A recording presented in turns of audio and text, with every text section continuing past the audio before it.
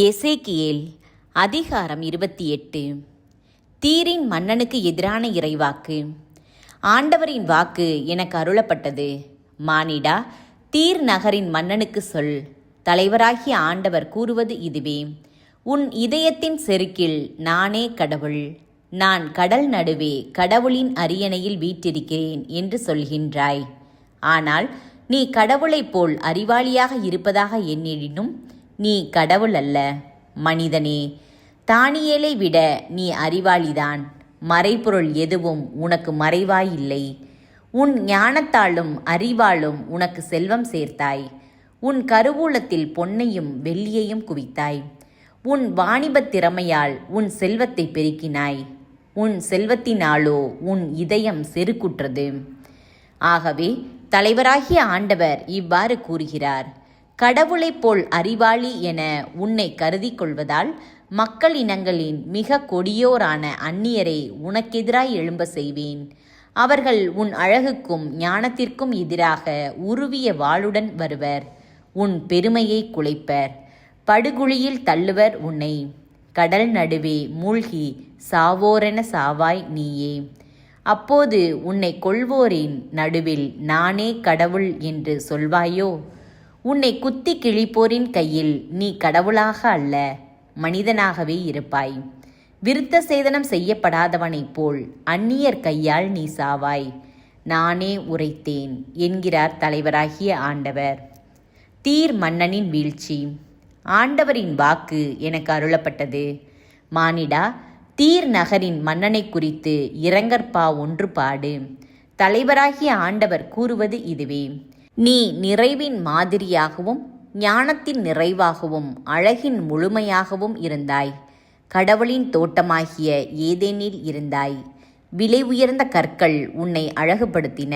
பதுமராகம், புட்பராகம், வைரம், பளிங்கு, கோமேதகம், படிகப்பச்சை, நீலம், மாணிக்கம், மரகதம் ஆகியவற்றை அணிந்திருந்தாய். பொன்னாடை உன் அழகை வெளிக்காட்டிற்று. நீ பிறந்த அன்றே இவை படைக்கப்பட்டு தயாரிக்கப்பட்டன. காவல் காக்கும் கெருபு போல் உன்னை திருப்பொழிவு செய்தேன். கடவுளின் தூய மலையில் நீ இருந்தாய். ஒளி வீசும் கற்கள் நடுவே நடந்தாய். நீ படைக்கப்பட்ட நாளிலிருந்து உன்னில் கயமை காணப்பட்ட நாள் வரை உன் நடத்தையில் மாசின்றி இருந்தாய். பரந்த உன் வாணிபத்தால் வன்முறை நிறைந்தது உன்னில். பாவம் செய்தாய் நீயே. எனவே வெறுப்புடன் உன்னை கடவுளின் மலையினின்று வெளியேற்றினேன். ஓ காவல் காக்கும் கெருபே, உன்னை ஒளிவீசும் கற்கள் நடுவினின்று வெளியே தள்ளினேன். உன் அழகின் காரணமாய் உன் இதயம் செருக்குற்றது. உன் மாட்சியின் காரணமாய் உன் ஞானத்தை கெடுத்து கொண்டாய். எனவே நான் உன்னை தரையில் தள்ளிவிட்டேன். மன்னர்கள் முன்னே உன்னை காட்சி பொருளாக்கினேன். உன் மிகுதியான பாவங்களாலும் நேர்மையற்ற வாணிபத்தாலும் உன் திருத்தலங்களை தீட்டுப்படுத்தினாய். எனவே உன் நடுவினின்று நெருப்பு வர செய்தேன். உன்னை பார்த்தோர் கண்முன்னே முற்றிலும் உன்னை தரையில் சாம்பலாக்கினேன். உன்னை தெரிந்த எல்லா நாடுகளும் உன்னை கண்டு மருண்டு திகிலுற்றன. நடுங்கற்குரிய முடிவுக்கு வந்துவிட்டாய் நீ. இனிமேல் நீ இருக்க மாட்டாய். சீதோனுக்கு எதிரான இறைவாக்கு. ஆண்டவரின் வாக்கு எனக்கு அருளப்பட்டது. மானிடா, சீதோனுக்கு நேராக உன் முகத்தை திருப்பி அதற்கெதிராய் இறைவாக்கு சொல். தலைவராகிய ஆண்டவர் கூறுவது இதுவே: சீதோனே, நான் உனக்கு எதிராய் இருக்கிறேன்.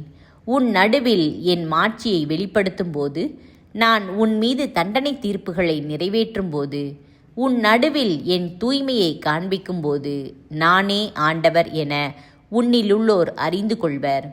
உன்னிடத்தில் கொள்ளை நோய் வர செய்து உன் தெருக்களில் குருதி ஓட செய்வேன். கொலை செய்யப்பட்டோர் உன் நடுவில் விழுந்து கிடப்பர். உனக்கு எதிராய் எப்பக்கமும் வாள் இருக்கும். அப்போது நானே ஆண்டவர் என அறிந்து கொள்வர். இஸ்ரேல் நற்பேறு பெறும். இஸ்ரேல் நாட்டினருக்கு அவர்களை வன்னெஞ்சுடன் நடத்திய அண்டை நாட்டினர் இனிமேல் காலில் குத்தும் முள்ளாகவும் தைத்து வழியெடுக்கும் நெருஞ்சிலாகவும் இருக்க மாட்டார். அப்போது அவர்கள் நானே தலைவராகிய ஆண்டவர் என்பதை அறிந்து கொள்வர். தலைவராகிய ஆண்டவர் கூறுவது இதுவே: இஸ்ரேல் வீட்டினரை அவர்கள் சிதறுண்டிருக்கும் நாடுகளில் நின்று கூட்டி சேர்க்கையில் எல்லா மக்களினங்கள் நடுவிலும் நான் என் தூய்மையை காண்பிப்பேன்.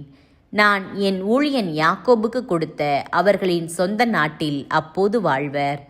அவர்கள் அங்கே அச்சமின்றி குடியிருப்பர். வீடுகளை கட்டி திராட்சை தோட்டங்களை அமைப்பர்.